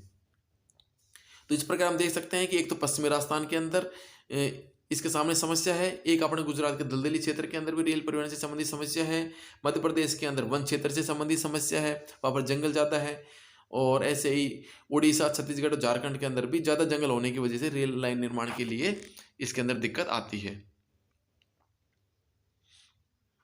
और भी बहुत सारी समस्याएं से आया है, जैसे भूस्खलन हो गया, भाई उनके रेल की पटरी के ऊपर पहाड़ों को मलबा आ गया, ये सारी समस्याएं हैं। अगला प्रश्न यहाँ से बनता है कि भारतीय राष्ट्रीय आज राष्ट्रीय अर्थव्यवस्था में परिवहन के अन्य सभी साधनों की अपेक्षा रेल परिवहन महत्वपूर्ण है, लेकिन फिर भी ये समस्या मुक्त नहीं। कौन कौन सी समस्याएं हैं रेलवे के सामने? समस्याएं क्या क्या आती हैं? एक तो भाई बहुत सारे यात्री बिना टिकट की यात्रा करते हैं, इससे रेलवे को नुकसान होता है। एक रेल की संपत्ति को हानि पहुंचाते हैं, ठीक है। और तो क्या, रेल के अंदर जो उसके अंदर शौचालय के अंदर वो पानी का डब्बा होता है उसको भी ये तोड़ लाते हैं, उसको भी चुरा लाते हैं। ऐसी हालत है अपने देश के अंदर। एक एक रेलवे के अंदर चोरी की बहुत ज़्यादा समस्याएं हैं। एक झामन में आए वहाँ पर उसकी ट्रेन की जंजीर खींचकर, चैन खींचकर और उसको रोक देते हैं। तो ये इन सारी समस्याओं का सामना करना पड़ रहा है अपने रेलवे को। ये याद करनी है रेलवे को किन समस्याओं का सामना करना पड़ रहा है। अब पाइपलाइन की बात करेंगे। पाइपलाइन परिवहन स्थल परिवहन के अंतर्गत आएगा, क्योंकि स्थल भाग के अंदर ही पाइपलाइन है उसको विकसित किया जाता है। ये परिवहन का एक नया साधन है, ठीक है। और ये किन चीज़ों के लिए महत्वपूर्ण है? ये मुख्य रूप से जो तरल पदार्थ होते हैं, द्रव्य पदार्थ होते हैं, उनके परिवहन के लिए ये बहुत ही शानदार है। इसके माध्यम से किन किन चीज़ों का परिवहन किया जाता है? इनके माध्यम से पहले केवल शहरों और उद्योगों को पानी पहुंचाने का काम किया जाता था, लेकिन वर्तमान के अंदर कच्चा तेल, पेट्रोल उत्पाद, तेल से प्राप्त प्राकृतिक गैस, इनको तेल जो इनकी शोधनशालाएं होती है वहां तक पहुंचाना, उर्वरक कारखानों में पहुंचाना, विद्युत गृहों तक पहुंचाना, इन सभी के लिए आज के दिन पाइपलाइन का उपयोग किया जाता है। और जो ठोस पदार्थ होते हैं उनको भी द्रव रूप के अंदर परिवर्तित करके और उनको पाइपलाइन के माध्यम से उनका परिवहन किया जाता है। इसका फायदा क्या है? इसका फायदा ये है कि एक तो अब प्रश्न ये बनेगा पाइपलाइन परिवहन के की क्या तो विशेषता बताओ या फिर इसके फायदे बताओ। तो फायदा क्या है? फायदा इसका ये, एक तो इसके बिछाने की केवल प्रारंभिक लागत तो ज़्यादा आती है, लेकिन इसका मेंटेनेंस चार्ज इसका न्यूनतम है, कोई चार्ज नहीं है इसका। एक बार स्थापित करते हैं बाद में कोई पैसा नहीं लगाना पड़ता है। एक इसके अंदर वाहनांतरण देरी नहीं होती, मतलब ऐसा नहीं कि भाई जाम लग गया और भीड़ हो गई, लेट पहुंचा। इसके अंदर कोई मार्ग अवरोधक नहीं है, कोई किसी प्रकार की कोई देरी नहीं होती, एक एक्सीडेंट वगैरह होने की कोई संभावना नहीं है इसके अंदर। यानी आराम से इसकी हानियां भी शून्य हैं और इसको चलाने का इसका जो मेंटेनेंस चार्ज है वो भी बिल्कुल न्यूनतम है। देश के अंदर पाइपलाइन के 3 मुख्य जाल कौन कौन से हैं? तो एक तो हो गया ऊपरी असम के तेल क्षेत्र यानी गुवाहाटी, बरौनी, इलाहाबाद के रास्ते कानपुर तक, ठीक है। दूसरा महत्वपूर्ण हो गया गुजरात में सलाया से लेकर और पंजाब के अंदर जालंधर तक। और तीसरा हो गया HVJ, हजीरा, विजयपुर और जगदीशपुर पाइपलाइन, यानी कि हजीरा गुजरात से प्रारंभ होकर और मध्य प्रदेश के अंदर विजयपुर के रास्ते होकर और उत्तर प्रदेश के अंदर जगदीशपुर के अंदर ये जाता है। अब बात करेंगे हम जल परिवहन की। जल परिवहन बहुत ही प्राचीन परिवहन का साधन है, क्योंकि प्राचीन काल के अंदर भी विदेशों से जो लोग आते व्यापार करने के लिए जल परिवहन के माध्यम से ही आते थे। ये परिवहन का सबसे सस्ता साधन है। अगर प्रश्न आए परिवहन का सबसे सस्ता साधन कौन सा है, तो सबसे सस्ता साधन जल परिवहन है। और सबसे शौक वाला साधन, सबसे आरामदायक साधन कौन सा है, तो उसमें आ जाएगा हवाई जहाज। भारी और स्थूलकाय वस्तुएं ढोने के लिए बहुत अनुकूल है ये जल परिवहन है ये। और ये 2 प्रकार का होता है, हमने बात की थी अंतःस्थलीय और दूसरा हो गया अंतर्देशीय वगैरह हो गया था। तो भारत के अंदर अंतःस्थलीय नौ संचालन जलमार्ग 14,500 किलोमीटर लंबा है विभिन्न नदियों के माध्यम से। और मुख्य रूप से उत्तर भारत के अंदर जो अपनी परमानेंट नदियां बहती है, गंगा, ब्रह्मपुत्र, इसके अंदर मुख्य रूप से आंतरिक नौचालन होता है। भारत के अंदर राष्ट्रीय जलमार्ग कितने हैं? 5 राष्ट्रीय जलमार्ग, याद रखना कितने हैं? 5 हैं। पहला कौन सा है? NH1 कौन सा? इलाहाबाद से हल्दिया, ठीक है, कहाँ पर? गंगा नदी के अंदर। दूसरा सदिया से धुबरी, यह ब्रह्मपुत्र नदी के अंदर बनाए गए। तीसरा केरल के अंदर है, कोटापुरम से कोल्लम। और चौथा है काकीनाडा से, ये हो गया पांडिचेरी तक, ठीक है। और 5वां और लास्ट सबसे लेटेस्ट है, ये है मातई नदी, महानदी के डेल्टा चैनल, ब्राह्मणी नदी और पूर्वी तटीय नहर के साथ में ब्राह्मणी नदी का विस्तार है इसके अंदर। यानी ये 5 क्षेत्र हो गए जो अपने को याद करने हैं। कौन कौन से? ये 5 राष्ट्रीय क्या है? जलमार्ग है। तो NH1 बहुत महत्वपूर्ण है, इलाहाबाद से हल्दिया, सदिया से धुबरी, केरल से कोट्टापुरम, काकीनाडा से मरकानम, और 5वां हो गया ये हो गया अपने महानदी डेल्टा के अंदर, ब्राह्मणी नदी के अंदर, उड़ीसा के अंदर, ठीक है। और देश का 95% व्यापार है वह समुद्रों द्वारा होता है, ये भी याद रखना। प्रश्न आ सकता है कि विश्व का, भारत का विभिन्न देशों के साथ जो व्यापार होता है उसका 95% भाग है वह समुद्रों द्वारा होता है। अब हम बात करते हैं प्रमुख समुद्री पत्तनों के बारे में, यानी समुद्री बंदरगाहों के बारे में। तो भारत की समुद्री तटरेखा कितनी? पहला प्रश्न तो ये आता है, भारत का कितना क्षेत्रफल है वह समुद्री तटरेखा के ऊपर लगता है? तो 7,516.6 किलोमीटर लंबी समुद्री तटरेखा लगती है, ठीक है। ये टोटल है कि अंडमान निकोबार द्वीप समूह और लक्षद्वीप को मिलाते हुए है, ठीक है। और वैसे अगर अकेले भारत की मुख्य भूमि की बात करेंगे तो उसके अंदर 6100 किलोमीटर आ जाएगी। भारत के अंदर कितने मुख्य बंदरगाह हैं? 12 मुख्य बंदरगाह हैं। ये अपने मानचित्र का सवाल भी है, मानचित्र में भी याद करना कौन सा बंदरगाह कहाँ पे है, ठीक है। तो 12 मुख्य बंदरगाह हैं अपने देश के अंदर, जिसके माध्यम से 95% विदेशी व्यापार संचालित होता है। अगला प्रश्न बनता है कि स्वतंत्रता के पश्चात भारत के अंदर सबसे पहले विकसित बंदरगाह कौन सा है। सबसे पहले कौन से बंदरगाह विकसित किया गया आज़ादी के बाद में? कांडला बंदरगाह। क्यों? क्योंकि मुंबई बंदरगाह था, उसके ऊपर दबाव ज़्यादा था, तो इस वजह से कांडला बंदरगाह है वह विकसित किया गया था। और अगर एक प्रश्न ये भी बनता है कि राजस्थान के सबसे पास का बंदरगाह कौन सा है, तो भी कांडला बंदरगाह का ही नाम आएगा, जो कहाँ पे है? गुजरात के अंदर है। ये इसलिए विकसित किया गया था कांडला बंदरगाह कि पहले कराची पत्तन था वो पाकिस्तान में चला गया था, इसलिए इसको विकसित करना जरूरी था, वरना मुंबई के ऊपर ज़्यादा भार पड़ता। और ये कांडला बंदरगाह को अन्य किस नाम से जाना जाता है? इसको दीनदयाल पत्तन के नाम से भी जाना जाता है। ये एक ज्वारीय बंदरगाह है। एक मुंबई है, ये एक वृत्तम पत्तन है, प्राकृतिक बंदरगाह है, और अधिक परिवहन को ध्यान में के अंदर रखते हुए और इस मुंबई बंदरगाह के ऊपर दबाव को कम करने के लिए एक नया बंदरगाह बनाएगा, जिसका नाम क्या है? जवाहरलाल नेहरू। इसको नवा सेवा बंदरगाह के नाम से भी जाना जाता है। तो दो याद करने, मुंबई बंदरगाह के ऊपर दबाव को कम करने के लिए कौन सा बंदरगाह बनाया? जवाहरलाल नेहरू पत्तन। और पाकिस्तान के अंदर कराची बंदरगाह जाने के बाद में, आज़ादी के बाद में, पहला बंदरगाह कौन सा बनाया? कांडला बंदरगाह, गुजरात के अंदर, और राजस्थान के सबसे पास भी कांडला बंदरगाह है। आगे हम बात करेंगे लोएस्क, मतलब कर्नाटक के अंदर जो खाने हैं, महाराष्ट्र गोवा की जो खाने हैं, उन खानों से जो लोहा निकलता है उसको मारमा गोवा पत्तन, कहाँ पे? गोवा के अंदर है, उसके माध्यम से उसका निर्यात किया जाता है, मतलब विदेशों के अंदर। ठीक है। उसके बाद में नीचे देख, ऊपर से हमें याद करता हुआ है, सबसे ऊपर अगर बात की जाएगी, पश्चिम साइड से हम ऊपर से चल रहे हैं, तो सबसे पहले बंदरगाह कौन सा आएगा? कांडला बंदरगाह। कहाँ पर? गुजरात में। उसके बाद गुजरात से नीचे आएंगे महाराष्ट्र में, तो आ जाएगा मुंबई बंदरगाह। और मुंबई के दबाव को कम करने के लिए वहीं पर पास में कौन सा बना दिया? जवाहरलाल नेहरू बंदरगाह बना दिया। अब मुंबई, अब अपने महाराष्ट्र राज्य के नीचे आएंगे तो गोवा आ जाएगा। गोवा के अंदर कौन सा बंदरगाह है? तो गोवा के अंदर मारवा गोवा बंदरगाह है। ठीक है, जहाँ से लोहा इसका निर्यात किया जाता है। और उसके बाद में उसको गोवा से नीचे चलेंगे तो कर्नाटक राज्य आ जाएगा। कर्नाटक के अंदर न्यू मैंगलोर पत्तन है, जिसके माध्यम से जो कर्नाटक के अंदर कुद्रेमुख खान है, वहां से जो लोहा का उत्पादन होता है उसका निर्यात विदेशों के अंदर किया जाता है। अब उसके बाद में न्यू मैंगलोर के बाद में अब आ जाओ नीचे अपने केरल के अंदर। केरल के इसमें नहीं दे रखा, आपको याद करना है, केरल के अंदर कोच्चि बंदरगाह है। ठीक है। केरल के बाद में आप नीचे फिर ऊपर की ओर घूम जाओ, कहाँ पर? तमिलनाडु के अंदर। तमिलनाडु के अंदर सबसे नीचे बात की जाएगी तो सबसे नीचे नीचे पूर्वी तट के ऊपर तूतीकोरन पत्तन आता है। ये एक प्राकृतिक पोताश्रय है, और इसके माध्यम से श्रीलंका, मालदीव आदि जो देश हैं हमारे समुद्र के अंदर पड़ोसी देश, इनके साथ व्यापार होता है तूतीकोरन बंदरगाह के माध्यम से। अब ऊपर की ओर चलेंगे तो इसमें तमिलनाडु के अंदर ही एक बंदरगाह, तमिलनाडु में दो बंदरगाह हैं, एक नीचे तूतीकोरन महत्वपूर्ण बंदरगाह, उसके बाद में ऊपर की ओर चलेंगे तो इसके अंदर आ जाएगा चेन्नई बंदरगाह। ठीक है। चेन्नई है ये हमारे देश का प्राचीनतम कृत्रिम पत्तन, आर्टिफिशियल बंदरगाह है ये। ठीक है, ये याद रखना, देश का सबसे प्राचीनतम कृत्रिम पत्तन कौन सा है? तो आ जाएगा इसके अंदर चेन्नई। और सबसे प्राचीन अगर प्राकृतिक बंदरगाह पूछे तो मुंबई का नाम आ जाएगा। और ये जो विशाखापट्टनम, उसके बाद ऊपर चलेंगे तमिलनाडु हो गए, उसके बाद में आ जाएगा आंध्र प्रदेश राज्य। आंध्र प्रदेश के अंदर है विशाखापट्टनम। ये बहुत ज़्यादा गहरा बंदरगाह है, सर्वाधिक गहरा है, और ये बहुत ही सुरक्षित है। डाल्फिन नोज नामक चट्टान के पीछे ये अवस्थित है। कौन सा? विशाखापट्टनम, आंध्र प्रदेश में हो गया। आंध्र प्रदेश से और ऊपर चलेंगे तो आ जाएगा उड़ीसा। उड़ीसा के अंदर पारादीप बंदरगाह है। कौन सा बंदरगाह है? पारादीप बंदरगाह है, और इसके माध्यम से भी लोहा इसका निर्यात किया जाता है। और फिर ऊपर ही ऊपर चलेंगे तो फिर कोलकाता अपने पश्चिम बंगाल आ जाएगा। पश्चिम बंगाल के अंदर कोलकाता एक स्थलीय नदी बंदरगाह है जो अपनी गंगा नदी के अंदर अवस्थित है।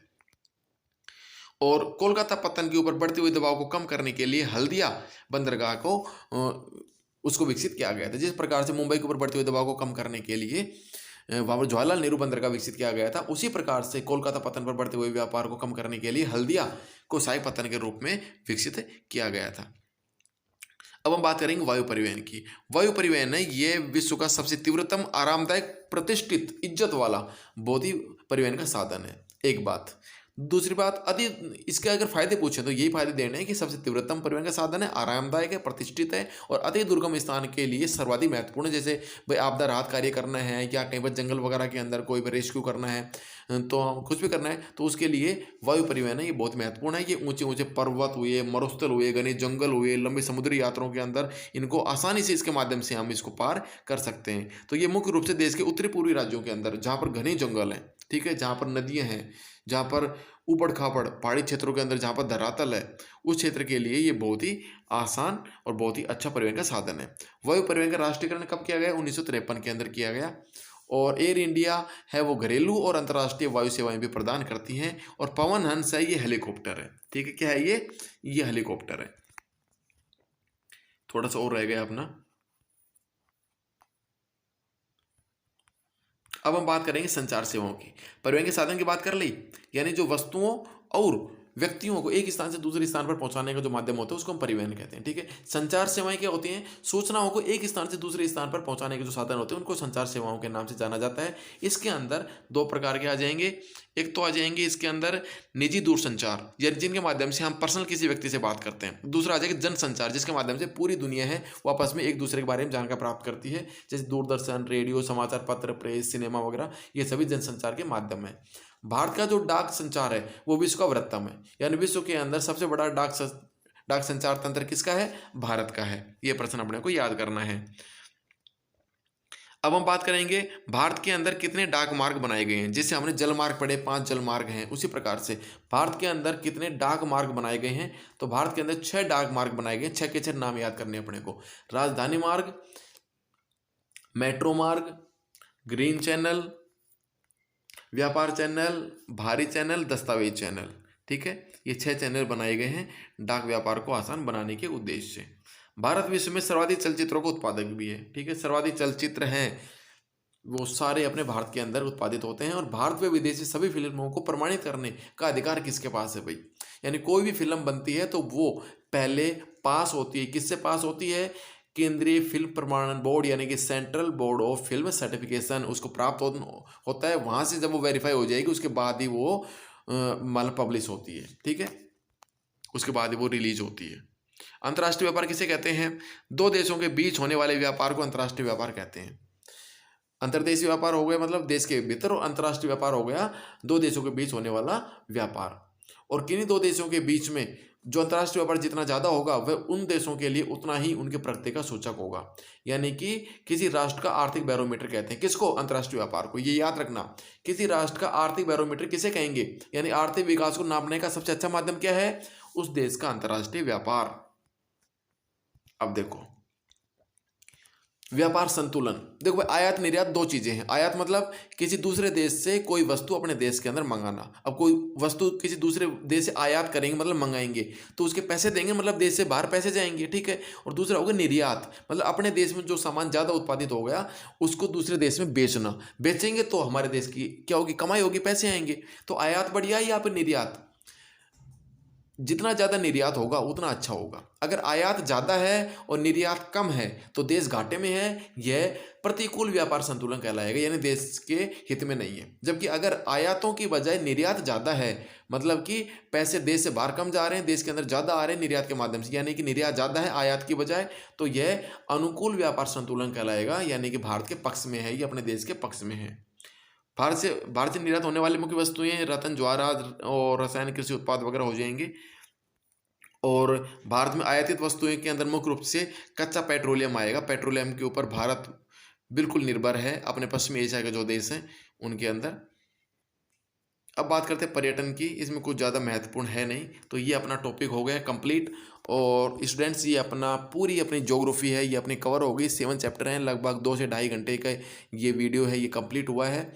और जल्दी ही इसके बाद में मैं दूसरी वीडियो बनाने की कोशिश करूँगा एग्जाम से आपके पहले तक। और इकोनॉमिक्स के जो चैप्टर हैं वो मैंने ग्रेड 3 की भर्ती के टाइम तैयार किए थे उनके वीडियो, तो वो मैं दोबारा से लिंक शेयर कर दूँगा। इकोनॉमिक्स के लिए आप वो सारे वीडियो देख के जाओ, बहुत महत्वपूर्ण रहेंगे आपके लिए। शुभ रात्रि।